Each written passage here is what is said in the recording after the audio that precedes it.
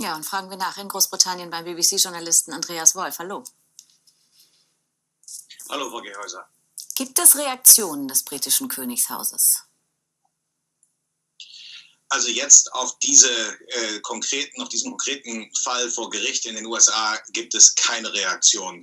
Die britische Königsfamilie hat schlichtweg gesagt, dass sie sich dazu nicht äußern werden. Aber im Vorfeld hatte Prinz Andrew ja schon regelmäßig gesagt, dass er all diese Anschuldigungen vehement zurückweist, dass er sich an eine solche Begegnung mit Frau Joffrey nicht erinnern kann, dass die schlichtweg nicht stattgefunden hätte. Aber wie wir in dem Beitrag gesehen haben, gibt es ein Foto.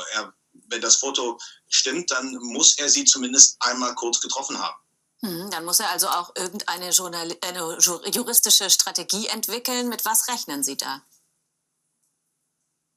Ja, wie das auch schon in Ihrem Beitrag gesagt wurde, man darf wohl davon ausgehen, dass seine Anwälte das Verfahren hinauszögern werden, solange wie sie können. Man kann auch davon ausgehen, dass eventuell es sonst zu einer außergerichtlichen Einigung kommt. Aber wie ich heute Nachmittag hörte, hat das Gericht in den USA wollen ihn wohl vorladen, dass er unter Eid aussagt. Dazu wird es, hofft er sicherlich wohl eher nicht kommen. Er hat zwar Kooperation zugesagt, aber ich nehme mal an, mit Kooperation meinte er eher, dass er Schriftsätze beantworten würde, wohl eher weniger, dass er in die USA fahren würde. Aber er hat keine diplomatische Immunität.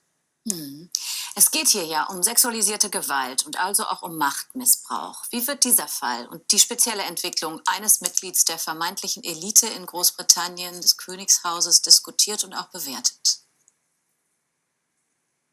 Ja, das wird natürlich ganz genau verfolgt. Das britische Königshaus wird von vielen hier als Vorbild immer noch gesehen, aber auch im Zusammenhang mit anderen Vorfällen ähnlicher Art, die in Großbritannien und auch in anderen Ländern stattgefunden haben, kann man, glaube ich, schon sagen, dass da eine gewisse Revolution jetzt stattfindet.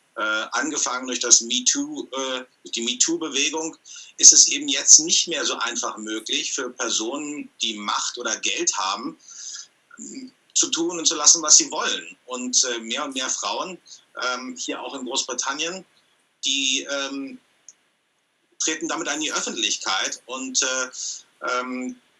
lassen sich das nicht mehr gefallen. Ich danke fürs Einschätzen aus Großbritannien. Andreas Wolf. Gerne.